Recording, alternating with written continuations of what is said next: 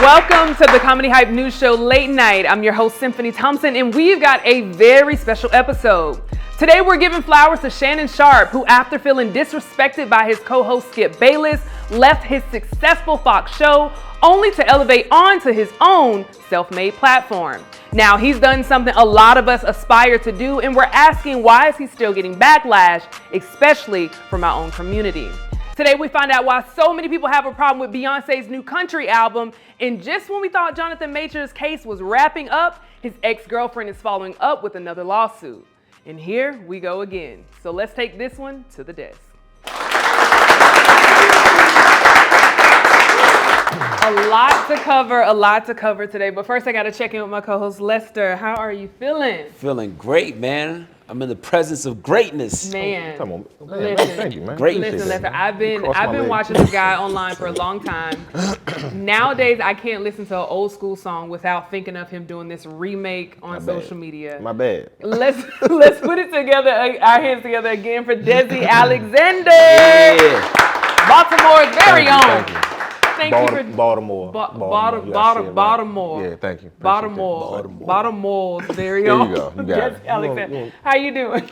Doing good, man. I'm super excited, man. Glad to be here, man. Thanks for y'all for having me. Definitely glad to be here, man. Yeah, no, I'm excited to have you. How's things been? I know, I watch you obviously from afar, but how have things been for you? Good, man. I'm just getting the baby all in order to make her understand I'm famous. So you got to understand how this house is ran. Like my oldest daughter, she was around when the grind was going on, so she appreciated me the most. Zoe came around when I started being famous. Now I'm famous, so you got to shape up. You got to have a talent or something, or you got to, you got to figure it out. That Gotta early. contribute. Yeah. It's like now. She walking. You walk. You gotta contribute. Yes, the household needs you. So yeah.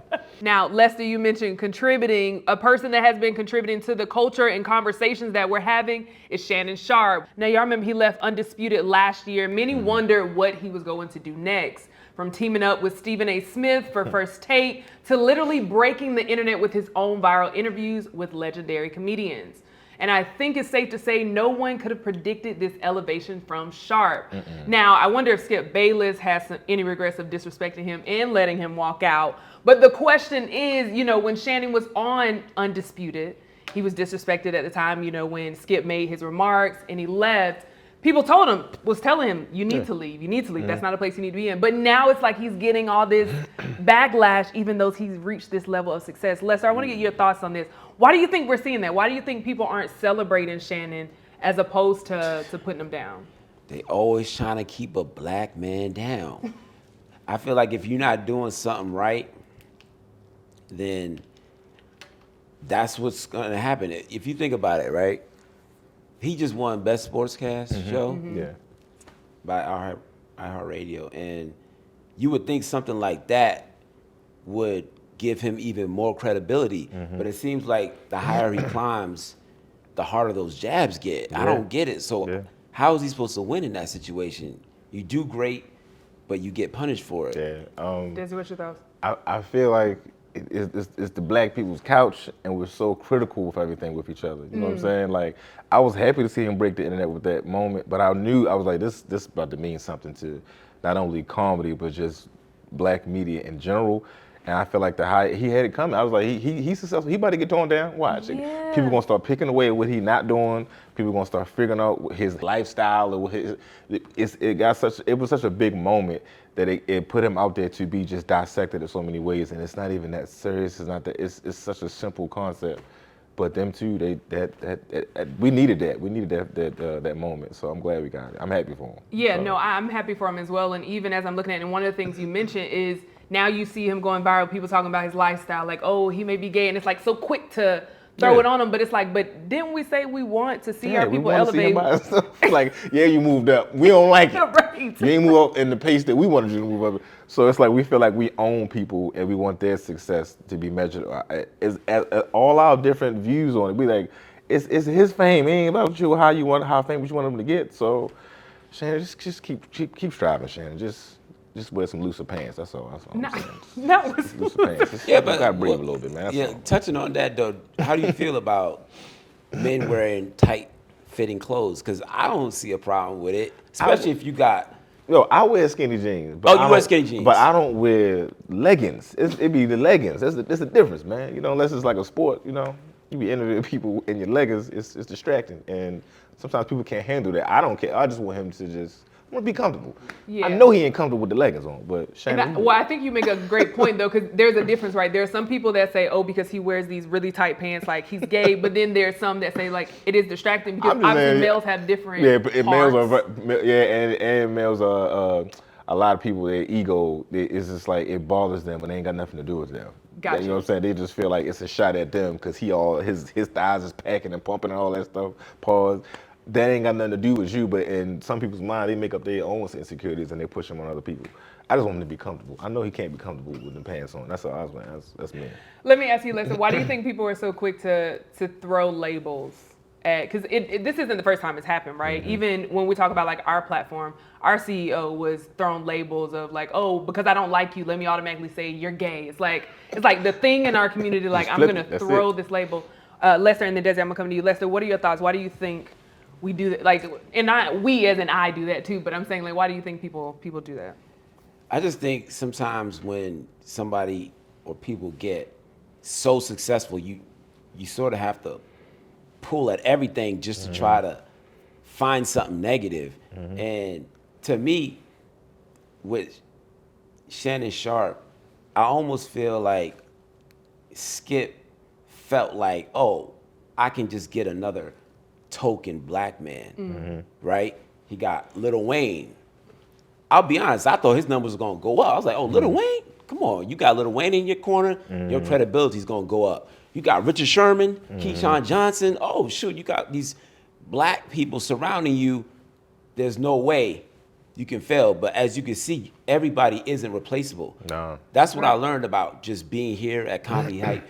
You can't just get this. Yeah, man. Does that make sense? Yeah. It's homegrown. It's real. It's authentic. You can't just go out there and create a new Comedy Hype show. I'm not just saying that because I'm here. I just really believe that. It's a sauce. It's a sauce. I feel like their banter was good chemistry and it was funny because we like to see them go back and forth. But like when it's like personal shots, then it was like, oh no, they serious. Oh, this is like some other stuff. But we like as men to see us argue over sports. 'Cause that's what we do. How we debate and stuff. But I just didn't see that coming at all. You know what I'm saying? I thought they was like locked in, but it was like once I started really looking at those little side comments and little extra stuff, I was like, oh nah, he really trying to slide him on. Like, okay, yeah, he gotta go. Yeah. So why do you think after he left, he became successful? Now people are throwing this gay label on him. Why do you think people are so quick to do that? Shannon was the sauce, man. The show, wherever Shannon go, that's where the energy's gonna go. But it's like he's so big now, it's way more eyes on him. And when you can't put like a formula on why he's so successful, he gay, man. Yeah. He's too successful. He gay. He got to be gay. That's that's all the that's only left. He wasn't a part of some elite family, nothing like that. Like, nah, he just gay, man. That's why he got that fame. He got that. He did something. Yeah. I know he did something. But and my thing, honestly, it's like if Shannon Sharpe is gay, so what? Nobody, I don't care. It's like congrats. Okay, like what do you want me to do with this information that you feel like you're putting out? And like, even if you do say I'm gay, everyone gonna be like, I knew it. What does that have to do with anything? It's mad gay broke niggas. So man. So what? Is gay niggas be broke too? It's like every gay nigga is the funnel to success and money. Now some gay broke people too, man. Yeah. So No. Go ahead. Yeah, I just wanted to add. I just laugh at the people who just automatically think that they can tell, okay, yeah, he's gay because he wears his clothes a certain way, or he's gay because he talks a certain way. Yeah. If you look at me, right, you would think, oh, this dude cool. And I was cool. I was the ball player in high school. I was on the team. Everybody loved me. But they don't know. I'm gay and proud of it. So again, it breaks those stereotypes because when people look at me, they don't see that. They're like, oh, shoot, he happily married, partnered with my husband and everything. So I love when I'm able to sort of shake up that stereotype because people don't really know. You don't know who's who. Yeah. Do y'all think it's an American like narrow-mindedness? Because I do know, like I've been learning lately that there are some things like even like from like mannerisms and stuff when we talk about things like and just seeing what floats, of course, like what's going viral, like I said, what's out here. Do you think it's like just being so narrow-minded because of the culture here? Like if you walk this way, if you talk this way, if you do this, like you have to be this way? Is it more of America, or do you think just in general the world is just stuck in this thought process of you have to look this way, talk this way, walk this way to be considered a man? I think it's just the narrow-minded thing is what's pushed in your face constantly, and what you believe in. It's not even about who right or wrong. It's like you can be raised a certain way, and you can still go the other way. You can be raised. It's so many. Like even when I was young, we had our little gay homeboy. His name was Lil Corey. He was gay. We knew he was gay, but we didn't know how to translate. Because when you were a kid, you don't know how to translate. We just knew he was sassy. And when we needed extra people to play football, he'd be like, "You think I'm playing football with y'all? I'm not playing with y'all." But we used to like rough him up because as a neighborhood, we like, if we gonna be fighting, we ain't bullying them. We like, if we gonna be fighting other neighborhoods, you gotta know how to fight too. Right. And he never took it as that. And as kids, it's different. But in some neighborhoods and some other upbringings, it's just different. And that, like you said, like that narrow-minded way of thinking, people start to really believe that's just what it is. That's what the right is. And it's just not about right or wrong. It's just what you believe in. So. Yeah, you mentioned that you're an actor and everything. I'm just curious, as an actor, would you ever play a gay character? And if so, that's a tough question for a lot of comedians. But first and foremost, I know how much of a good actor I am and how much I will be dedicated to a role. So, of course, you know, if I were to play the role, I would have to dig in deep and just look at the lines and look at the whole, I don't know how to explain the word. Is this like some stuff you just trying to make gay just for the movie, or is this like does this have layers to it? Because I don't really care as long as you don't try to make it look a certain way. But I don't have like a layer as far as my acting. But don't just have me out here looking crazy. Versus, is this tasteful? Is this like what it's supposed to be as far as what you're trying to portray in this film for this character? So I don't have no issue with that. But it's just like, come on, don't have me out here looking crazy, yo. Like, come on, man. Because it has to have some meaning. Just because you're trying to throw a gay black man in the movie, like I gotta do all this extra flamboyant stuff. Nah, but yeah. Well, no, that's definitely something good to dive into. Because, like I said, Shannon, man, congratulations to all the things that he's done. Of course, we're learning new things. We're getting more information. But just this whole idea of he's reached this level of success. We always talk about how we want more black platforms and more people. And then when we get them, we're like, yeah, but, you know, there's always like a but to it. And it's like, come on, man. And maybe my issue with him is maybe he just too buff for the clothes. Maybe I may not even know. You just want him comfortable. I just want him to be comfortable because we wearing regular people clothes. He may not wear the regular people clothes right. Absolutely. A big congratulations to Shannon Sharpe. Now, this next topic, when we're talking about going viral, Beyonce has just released the cover of her up-and-coming country album, Cowboy Carter. And she's receiving a lot of backlash for featuring an American flag on the cover. Now, Azalea Banks, who's known for never holding her tongue, had a lot to say after the revealed part of her lengthy post. She would say, "You do lame stuff like bring out some blacklisted white women, the Dixie Chicks, at the Country Music Awards, and they would never do the same for you. You're always sharing your platform with white women who are so jealous of you, but have such a long history of sabotaging other black women's careers." Desi, I saw you clap on this. First, I want to get your thoughts. What were your thoughts when you saw that Beyonce was coming out with a country album? I'm just a Beyonce fan. I'm sorry. I'm a To the man. heart. I'm confessing right now. I'm a man and I'm a Beyonce fan. She can't do no wrong, so I'm biased. I love Beyonce, but it's funny to me. I like that she's doing this because she's making white people mad. Okay, white people are furious that she's making a country album. These radio stations are not playing Beyonce. This is bluegrass. I love it. I mean, from that standpoint, I mean, she's from Texas. You can't expect her not to like slide down that arena. I feel like this is payback for 2016 when she did that song with the lady and they was trying to slide her. She's like, all right. I got y'all. Wait till a couple more years. I'm gonna make me a country album, piss all y'all off. Because I ain't forget white people since the Five Horsemen on the Five Heartbeats when they tried to redo the Five Heartbeats song. You remember that scene? Five Heartbeats. They were like, Shana, ooh, ain't got no money. I hated that. So I never forgave white people for that. So Beyonce, that's our reparations in music. That's the Lester, let me bring you in. What was your reaction to seeing Beyonce coming out with a country album? Why can't Beyonce just continue doing what she's doing? I don't think it feels like a natural progression. It doesn't feel like this is what she always wanted to do. It just feels like, you know what? I'm gonna show these people that I could do this and I could do it better than them. It was out of left field. Yeah, it came out of nowhere, and I understand the element of surprise, but it just seems a little calculated. Do you think if it feels that way because Beyonce isn't as connected to people? Because she's always like, so far, you don't really ever hear from her. She's not like, you know, she doesn't really communicate with her fans on a regular as far as like posting and things like that. Do you think because there's a level of disconnect from Beyonce that people feel that way? Like if Rihanna came out with that would be crazy. But if Rihanna But Well, I she's think quiet that too, she though, but- shaped that on her own though. Yeah. Right? I think as artists, you can control certain narratives. And she's always been sort of standoffish. I'm in my world over here. Yeah. I'm in this bubble over here.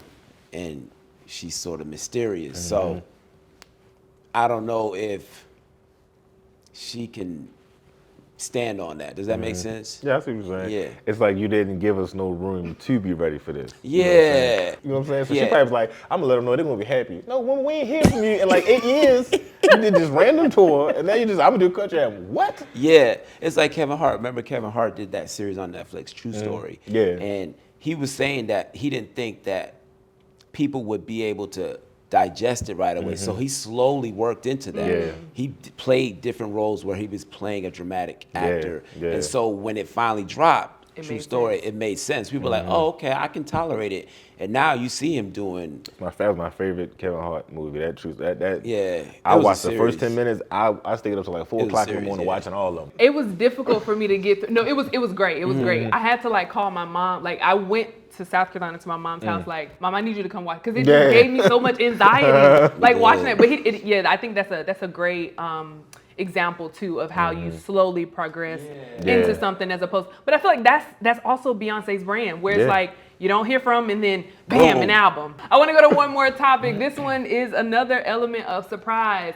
We thought it was over for Mr. Jonathan Majors, but Jonathan Majors' former girlfriend has filed a lawsuit accusing the actor of battery assault, intentional infliction of emotional distress, malicious prosecution, and defamation. Now, back in December, Majors was found guilty of a misdemeanor charges of assault and harassment with a sentencing scheduled for April the 8th. Grace Jabari, which is his ex, filed a civil lawsuit on Tuesday claiming that Majors subjected her to a pattern of persuasive domestic abuse between 2001 and 2021 and 2023.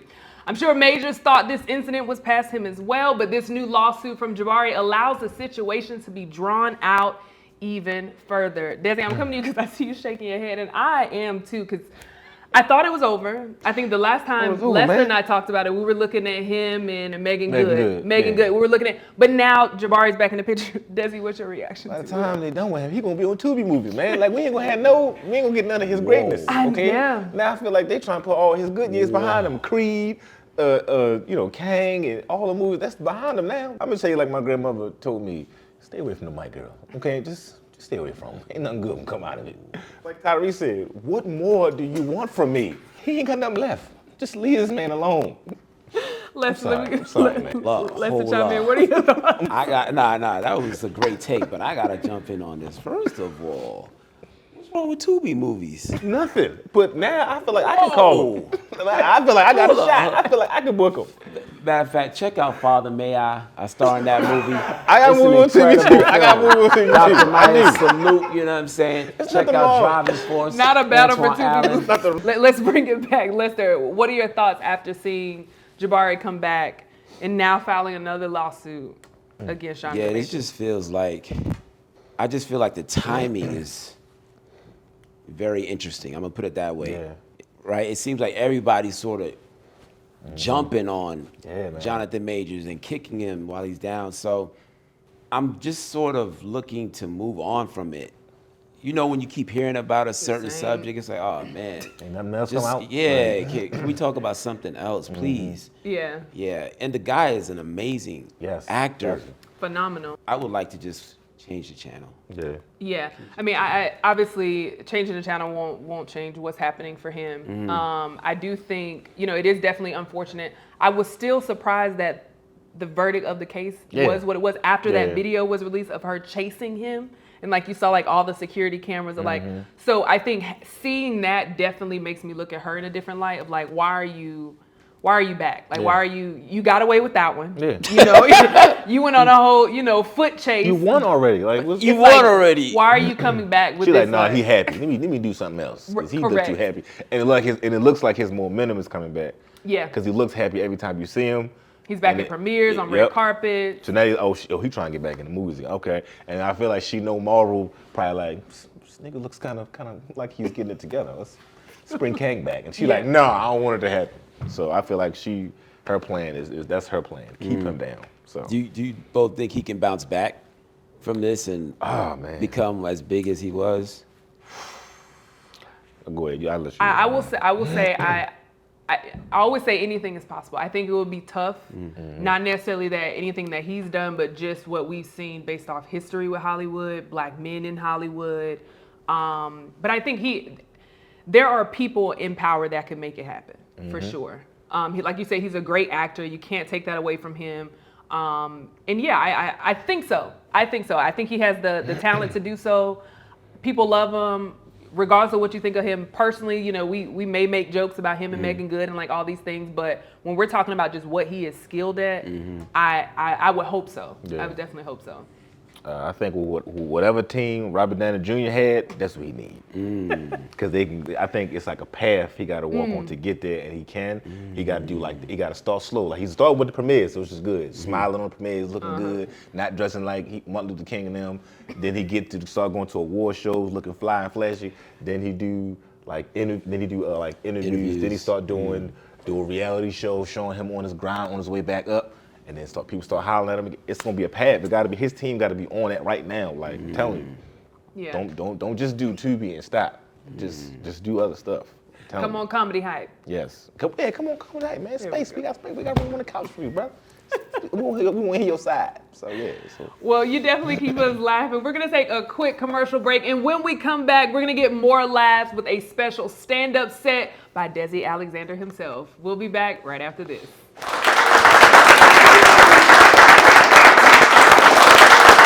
Welcome to the Garden Bar at Hype Studios in Atlanta, Georgia. Now, if you've been here, you know that we have a series of events, and when you flow through this room, you can feel the energy surrounded by beautiful green plants. Well, I have some good news for you. We are looking for official sponsors for our Garden Bar. So if you want your brand featured right here in our Garden Bar, you can email us at partnerships@comedyhype.com. And I hope to see you in our Garden Bar.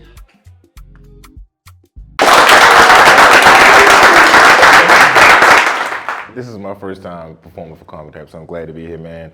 A lot of new changes in my life, man. My daughter just had her first birthday. I'm mad excited about that, man. She was born in March of last year. Don't really fuck with her like that. I don't really fuck with the baby like that, because I feel like with new kids, they get all this new extra responsibilities and things that we have to do for them. And they just got it. This motherfucker got no job. I gotta get her own detergent for the. Why can't you wash your shit with everybody else's shit? I gotta buy her Dreft aside from the regular shit.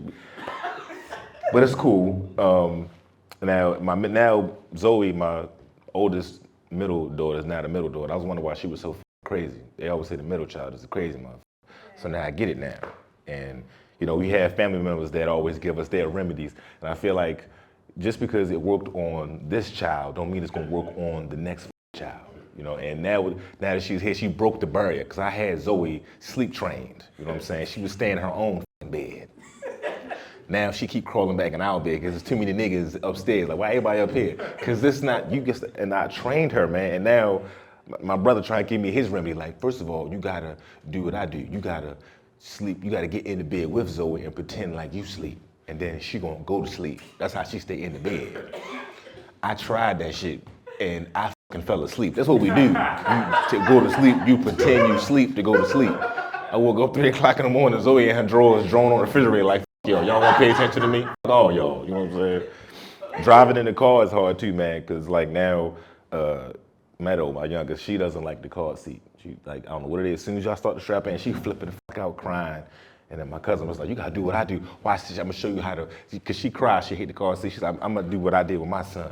And she put Meadow in the car seat, and she got on the beltway with me and rolled all the windows down and did like 80 miles per hour on the fucking beltway. Talking about, see, she not crying. I look in the back seat of my daughter like, ah. I'm like, she not fucking breathing either. What the fuck is wrong with you, man?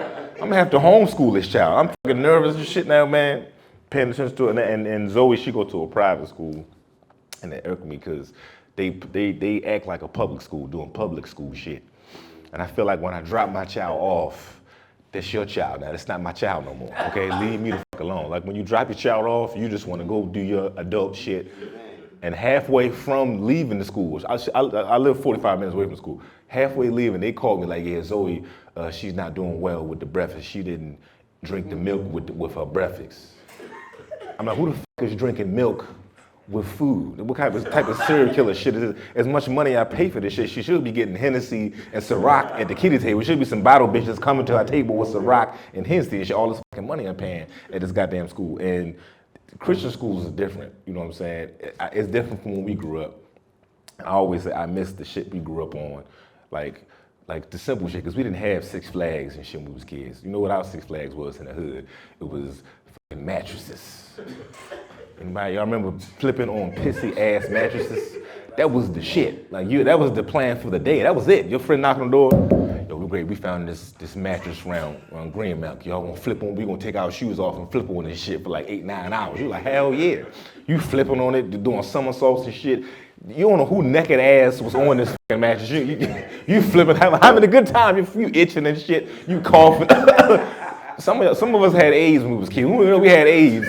Cause you don't know who was fucking on this nasty ass. As soon as you get in the house, you're like, yeah, go ahead and drink some ginger ale.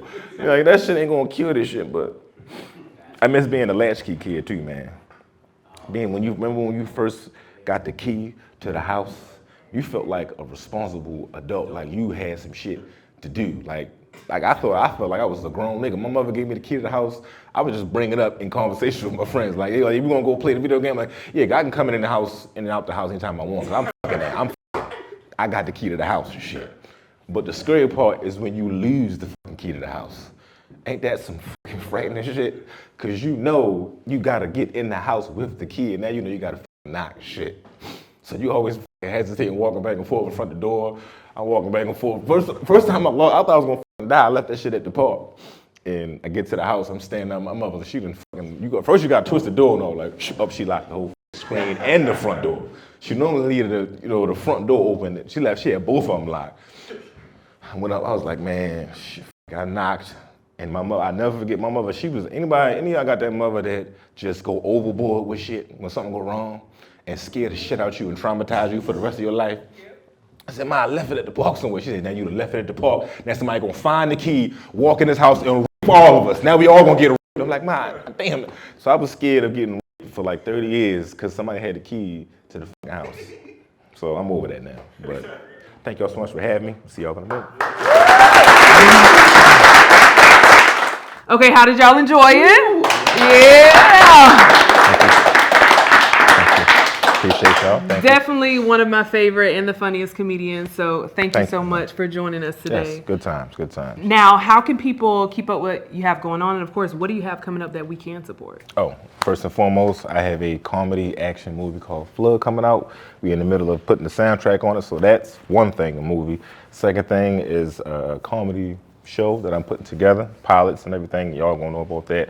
They gonna know first, Head Comedy Hype. Y'all gonna know, that's a little Easter egg. Yeah. Y'all gonna know later, and my podcast. The Co-Worker Homies featuring myself, Chapter Comedian, and Pudge Rose. Okay. So, yeah. Well, I love Easter eggs because we're right around the corner from Easter eggs. So, it's perfect timing for that, perfect timing. Absolutely. Now, how can people follow you? Because I know social media, they try to get you. They try, but you back. Stronger, okay?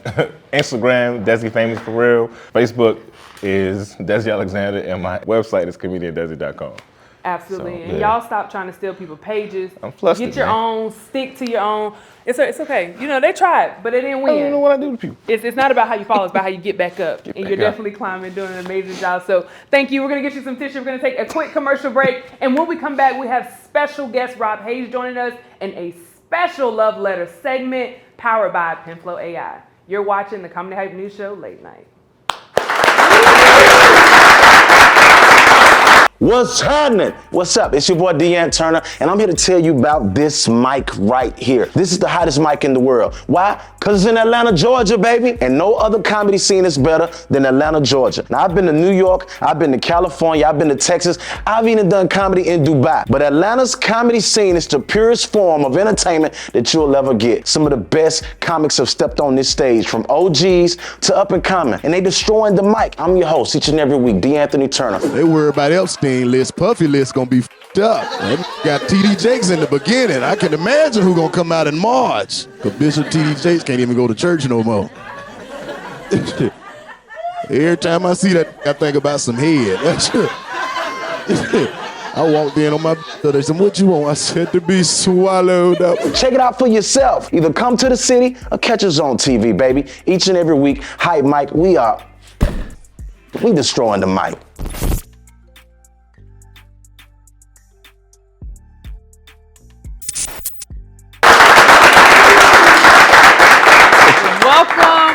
Welcome back to the Comedy Hype News Show Late Night. We're joined by comedian Rob Haze. I feel like there's like music. Like, Thank you for having me. I've been watching the show. I love what y'all are doing over here. So I'm happy that there's a show dedicated to, the world that I love so much, comedy. So absolutely. Glad to be here. Yeah, thank you for joining us. And you're from Atlanta, right? I'm from Atlanta, yes. Born and raised. Started comedy here. So yeah, this is my home. A lot of my family's still here. And what was that like for you, starting comedy in Atlanta?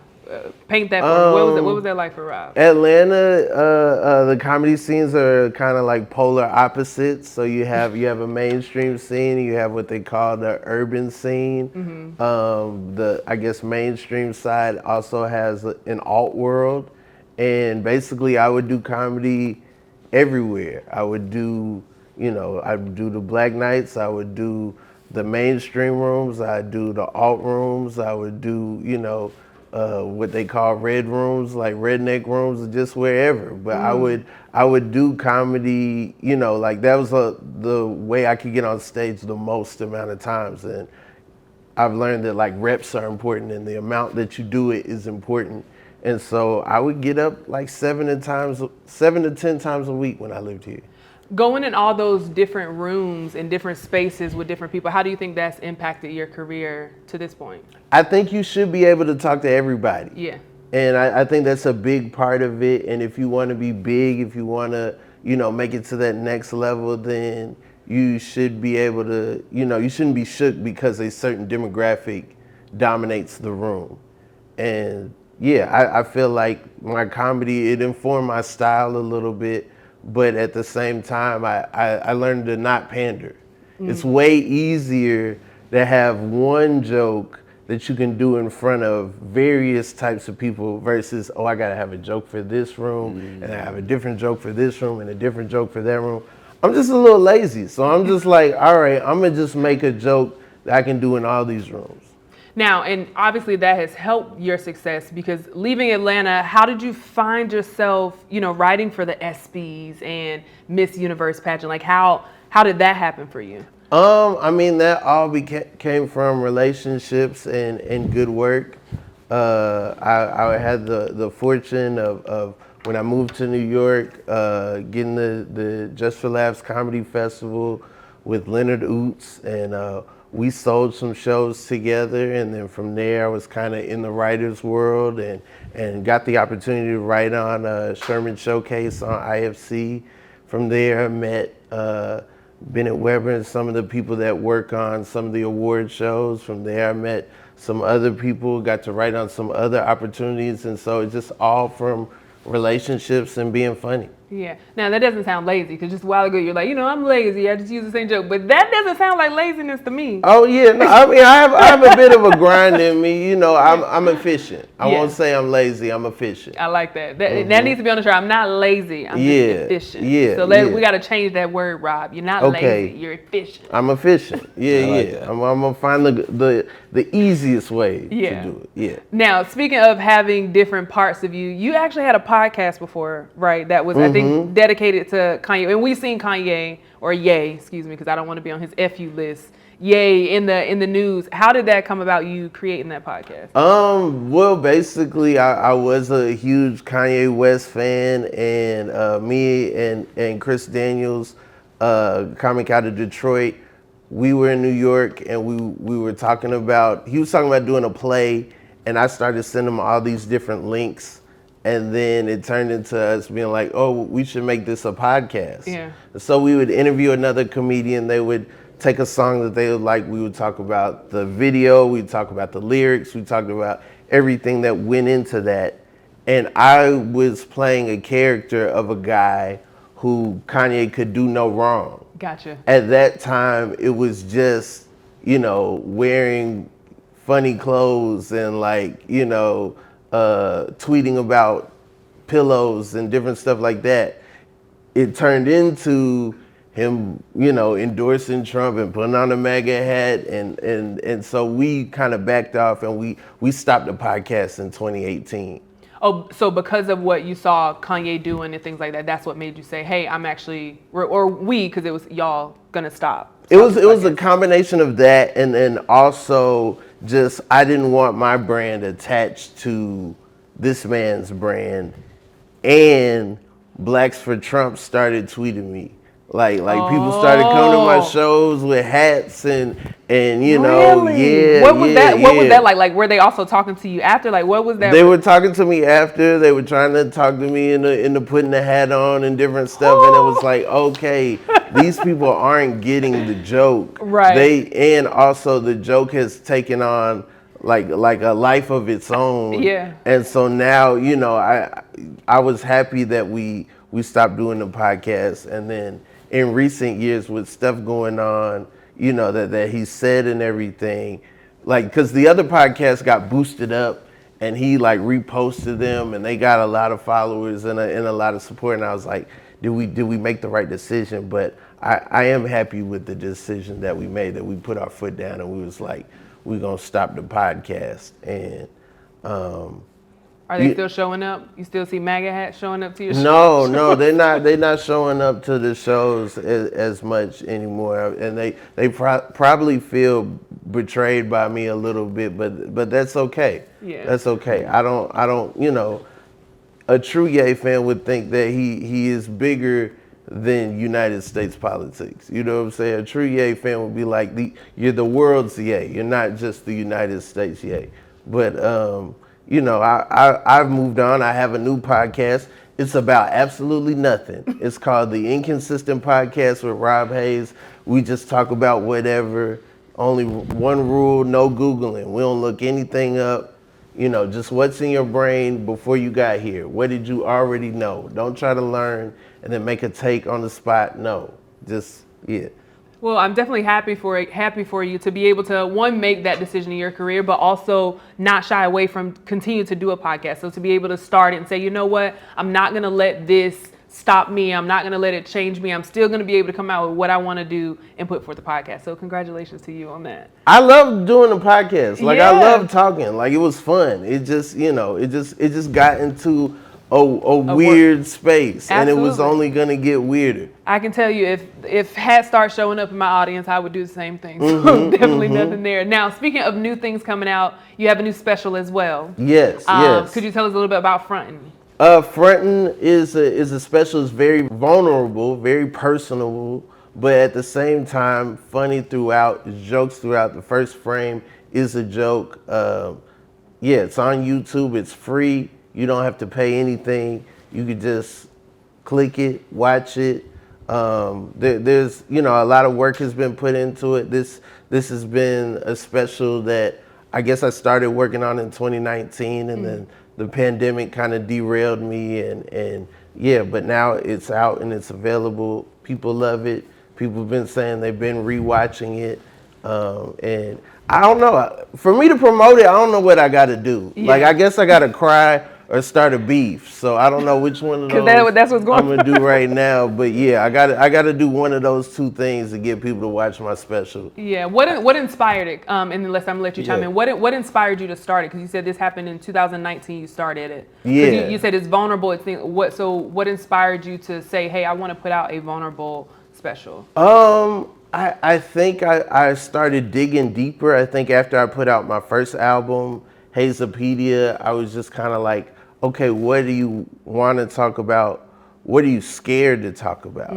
Like what's your deepest fear? What what if somebody said it about you, it would ether you. What can you own? And so I started from there, and I kind of started. It's hard to talk about something vulnerable on stage when it's not together, when it's not funny yet. Yeah. And so there would be times where I'd have sets that were a little weird or a little challenging. And sometimes I would have to sacrifice, they might not book me on this show again. But at the same time, I know I got to talk about this and figure out how to make this work. And so in that journey, I started, thinking of other stuff and other stuff to go with it. And so I think the first time you watch it, my style comes off very random. The second time you might be like, oh, everything has meaning. Everything has purpose. He's laying the groundwork for what he's about to, say at the end. And so, it's kind of my experience through being bullied and how that, informed my origin story of doing stand-up. Yeah. Being vulnerable. Yeah. Going on stage and talking about, let's say, being bullied or talking about one's sexuality, like Gerard Carmichael. How do you feel about people looking at that and saying, nah, you doing too much, bro, chill? I don't need to know about all of that. I don't want to see you getting emotional. I don't want to see you talking about how sensitive you are. That's not me, bro. I mean, I think that, it's part of the disadvantage. I don't have an audience yet. When people come, they don't know exactly what to expect, or they only know what, in the little spurts that they've seen from me. And if I had an audience that had like different expectations, that would be different. But I didn't get any pushback from my peers. I didn't get anybody who saw it and was like, oh man, you're doing too much. I did have somebody say that they thought I was sad, or they thought I it wasn't time for a special or whatever. And to that, I was just like, okay, I took that as a challenge, because I did feel like, I wanted to do more than just, these are the silly things I have to say, which is normally my approach. Normally my approach is like, these are my silly things. And now I'm like, all right, what do I want to say? What do I want to talk about? But, I know when I work on stuff, the audience doesn't care about that. They're just like, it's Saturday night. I just want to be entertained. And if I'm interesting enough, if it's, if it ends with a laugh, if they feel something along the way, everybody gets what they want. And I feel like you doing that, that's what the art of comedy is. Being able to take the things you've experienced, whether it's something that's vulnerable, something funny, something, and be able to put it in a format that can be entertaining, if you will, or funny. And people talk about the state of comedy. So I want to kind of get your thoughts and kind of transition into that. What is your thought about the state of comedy and specifically specials? Okay. Because there's this thing where people say specials aren't special anymore. Specials aren't. What are your thoughts when you hear people say specials aren't specials more? Whereas, people may not be putting as much thought, or, what are your thoughts on that? I mean, I feel like there's two things with specials not being special, because there's one thing where the algorithm picks up people calling and labeling things a comedy special. So there's certain things that are in the mix that before would have never been considered a special. Yeah. It's just like, oh, this is a compilation of me doing comedy, but if I call it a comedy special, I have more eyes on it. Then there's that. Then there's also a lot of comedy events that aren't up to par. Like they've thought about everything. They thought about the rollout. They thought about the placement. They thought about where it lives way more than they thought about the actual material. There's a lot of deadlines on comedy. There's a lot of comedy where it feels like this was due, And y'all didn't do it when it was ready. Y'all did it when it was due, you know.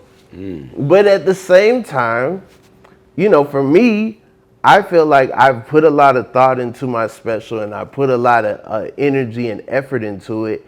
And I got to figure out how to make it an event. I got to figure out how to make people see it, because I feel like my special is special, and it's available for free. And, you know, I know things can be ran up on YouTube. I remember Gangnam Style. I remember Chocolate Rain. You know what I'm saying? Yeah. Like it can happen. So I just need people to see it. Yeah. You know? Is that why you decided to put it on YouTube? Yeah, that's what, well, you know, I took it out to all the different buyers. Nobody really bit. And then from that, it's like, I know this is good. I know I want to get this out now, because I know I'll be in a different place later. I know I'll be a different person. I know if I try to recreate this moment, it will be slightly different. And I want to be able to, you know, put it out. So I financed it myself, and I put it out. And, you know, if one day I want to just take it down, I can take it down. If one day out, you know, somebody's like, well, we would buy it, but it's all over the place, and then I could be like, all right, you know, come get it. But I have it, and so there will never be that day where somebody puts out the video Rob Haze doesn't want you to see. You know, like nobody's gonna own it. Nobody's gonna put a different shirt on me on the cover and sell it somewhere else. Use the AI to it's mine. So why do you think, what are your thoughts, and why do you think we see so many struggles with getting projects in comedy? Because like you said, you know, it's something that you put thought into, you shopped it around. Why do you think we see some of those struggles in comedy? I think that like, it's hard when you already like have a, you know, I think people have their system. I think a lot of things got backed up during the pandemic. A lot of guarantees were made. A lot of the things that we're seeing in 24 and 23 and 22 were things that we were supposed to see in 20 and 21. And so I think with a lot of that, me coming in and not being a special guy before, I think that, you know, I get looked over. I never get the hardcore, no, this sucks. Because I think that people have become savvy, and they're like, if we do that, it might come back to bite us. But at the same time, you know, I had to put it out myself. But I do like the ownership of that. You know, I do like the opportunity to really see, okay, internet, do your worst. Okay, you know, like receive my art and get to really find out how people, you know, take it. And for the most part, it's been positive. Yeah. And kudos to you for taking those no's and saying, you know what, just because you told me no, and we can call those not yets, right? But not yets. Yeah, I like that. You giving me these not yets, and you're not ready for me. I'm still going to take my own money, put it behind my own project, and push it, because like you said, now you have that ownership. You can kind of see how it works and be able to get your hands really in it. That way, when your opportunity does come, because it's going to come, when it does come, now you have a lot more to bring to the table, because I've done it myself. I've done the marketing. I've done the, you know, let me go do these interviews. Let me do that. So kudos to you for, and I'll give a round of applause for that, because something that I am seeing, because I'm big on, you know, when I have conversations about comedy, like that's an art that I would never play with, because it truly is an art. But you see so many things going viral, and people want to attach to that we're losing people that are really doing the work, and not losing you, but they're no longer pushing that, right? Like we don't see them pushing that as much when we have real artists that are doing the work. Like, let me really put thought into what I'm going to put out. Let me not just put it out because it's going to go viral, because a lot of people are doing that. And it's unfortunate. It's unfortunate because comedy, I feel like we used to have such a stronghold and control on what gets out and what doesn't get out. Yeah. And I feel like, you know, now, like I remember seeing videos of comedians on stage at a comedy club and thinking, man, this is risky. I can't believe this is gonna get taken down. Like I have to watch. And now like it will be reported on the news. It will be reported on Entertainment Tonight, like a leaked footage that somebody, like no cell phones allowed. Cell phones supposed to be locked up. Somebody got 2 phones or something. Yeah. uploaded the video, like there's so much comedy being reported on, and I find that unfortunate. I find that that's messed up. Yeah. Like that's supposed to be our safe place to say things you're not allowed to say. It's a late night. It's a brick wall. It's the light behind me. Like it's all that, and I feel like we're missing some of that. But then us comedians, we see comedians pop off TikTok and off Reels, so then we are doing our own. We're putting our own stuff out. Yeah. I'm guilty of that as well. I'm like putting out jokes and marking my territory as far as premises, but sometimes I feel like, dang, there might have been somebody else that wanted to do that joke and they're discouraged because they saw me do my version already and already put it out, already have captions, you know? So comedy is in a weird place. I wish that there were more outlets that like critique comedy. I wish there were more people involved that receive like specials and like let people know this came out on Friday, this came out on Saturday. Yeah. This is what I thought about this. We don't have a Double XL, we don't have a Source, we don't have a Siskel and Ebert, we don't have like somebody being like, this was good. Like I only have comments. So it's almost like the internet is like a love-hate, because there's one side where it's like you can help push, promote, and do my own thing as a comedian because I get it, right? That's marketing. But then there's this other side of where you get the leaked footage and things that you don't want to be seen. So it's almost like a love-hate that the internet has impacted the comedy scene. Yeah. And I feel like we should be allowed to make mistakes. I agree. I feel like judge me on what I put out. Sure, judge me on what I do when I know that red light is recording me. But don't punish me for trying to figure it out along the way. There's no bounds. I'm allowed to embellish. I'm allowed to lie. I'm allowed to make stuff up. So let me figure out the perfect words along the way. Let you be a human. Lester, go ahead. Yeah, I wanted to add to that because I was watching an interview on Drewski. He was on the Breakfast Club, and he was talking about how he was shopping his show around, and nobody would bite on it. And Drewski is very popular. He has a huge following. People love him. And he just talked about how difficult it was to get his stuff going. Obviously, he finally got it out there, but he had to invest in himself. And he talked about how he was supposed to work with Kevin Hart on something. He talked about how he was supposed to work with Jack Harlow on something. So Charlamagne was asking him, like, so what happened? You would think with those names, it would take off. So I guess my question to you is, what is it gonna take to get a self-produced project off the ground and running? Because you could have the numbers, you could have the followers, you could have the credibility by having certain people back you, and yet producers are still looking at you like, I'm not sure. Why is that? Is there, I don't know if you have the answer. I'm just curious. I mean, I think that there's a system in place. There are people, it's like everything else is relationships. So the big studios have relationships with the production houses. So you skipping over a relationship. Also, when you're self-produced, a lot of these people, they producing stuff now, they finding out, oh, I'm liable for stuff. We see Sofia Vergara getting sued. We see all these other people, they have the title of producer. Alec Baldwin, now when something goes wrong, there's a mishap, now I'm in litigation.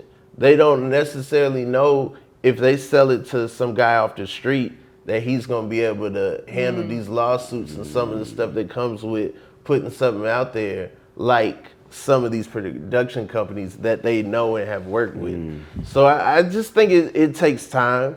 It takes time. I think it's a huge system. There's a lot of money on the line, a lot of people's jobs on the line, and I respect that. But at the same time, I'm only gonna be in my 30s 10 years. I'm only gonna be, I'm only gonna be young enough to have the energy to do this for so long before I'm one of the dudes that I complain about. I'm one of the dudes that are like, man, this dude out of touch. It's gonna happen. I'm gonna be, so I would rather put that energy behind myself right now.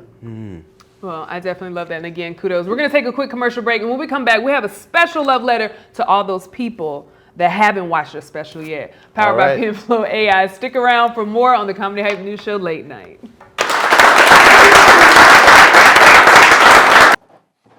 Oh, you feeling my shirt?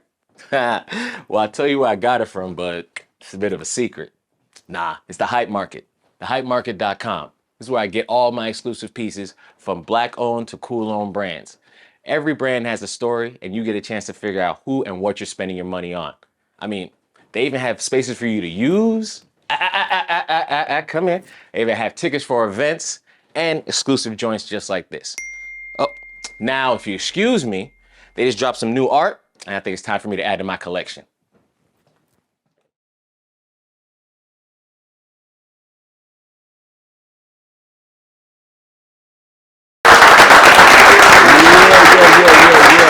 Yeah. So welcome back. We got another segment of Love Letters with Lester, powered by Pinflow AI. So last time we had a love letter that was written by Throw It Off Juan.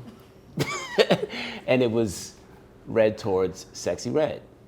This time around we got Rob Haze. That's right. Who's gonna read a love letter to the people who haven't watched his comedy special, Frontin'. They frontin', right? They frontin'. They frontin' hard. So let's get into it. DJ, set the mood. The floor is yours, Rob. Oh, yeah. Dear fans, I want to take a moment to address those who have yet to watch my comedy special. I understand that life can be busy, and sometimes it's difficult to find the time to sit down and enjoy a full special. But I want to encourage you to make the time to watch mine. I promise you won't be disappointed. My comedy special is good. I put a lot of time, effort, and heart into making it something special. I poured myself into every joke, every story, every gesture and expression. I truly believe it's some of my best work yet. I want to assure you that if you're a fan of my comedy, I've had countless people saying how much they related to certain bits. I like this letter is written by somebody who hasn't seen the special. You know, I'm honest. You know, it ain't the best thing you've seen, but you know, recently I got that. If you do end up loving it, please spread the word. Let your friends and family know that there's something worth watching. Something that will make them laugh. Something that will make them feel good. Yo, this AI a pimp. This is crazy. This AI a pimp. Thank you for your continued support, and I look forward to hearing what you think about the special. Yours truly, Rob Haze. Yeah! Man, I gotta ask, what'd you think about it? What'd you think about the letter? I know it was written by AI who has not seen it. I'm impressed. I like the word choice. I might have to start using this now that we off strike. I can admit that AI is all right. Yeah. AI is all right. When I was on strike, I was mad at anybody. We had Chat GPT write this script. I was like, y'all are part of the problem. What are y'all doing? But yeah, no, this was all right. This was all right. They put it in words that I don't know if I would have used.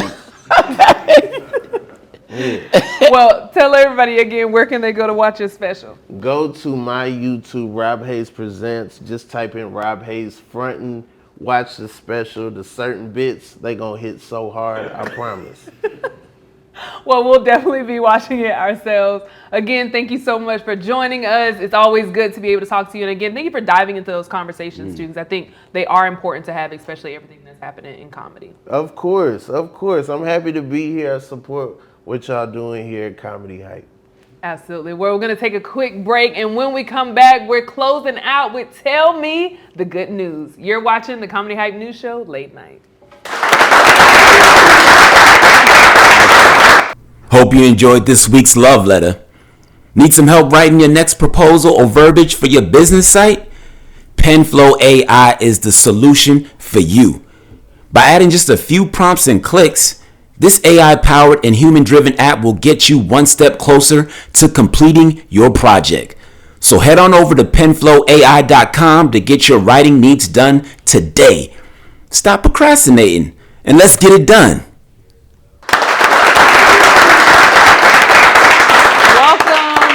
Welcome back to the Comedy Hype News Show Late Night. Now, Lester, that was good. That was really How'd you like good. that one?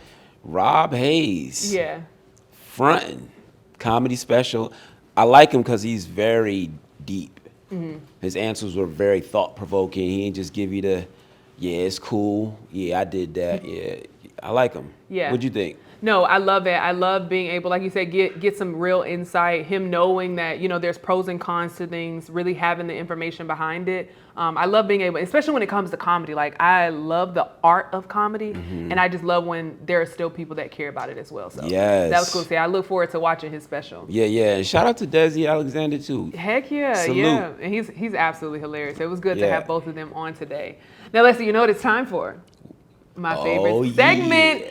Tell me the good news, where I cover some good news around the world. Now, this good news comes out of Rhode Island, where some students at Providence College rallied together to surprise a beloved security guard at one of their dorms. Let's take a look.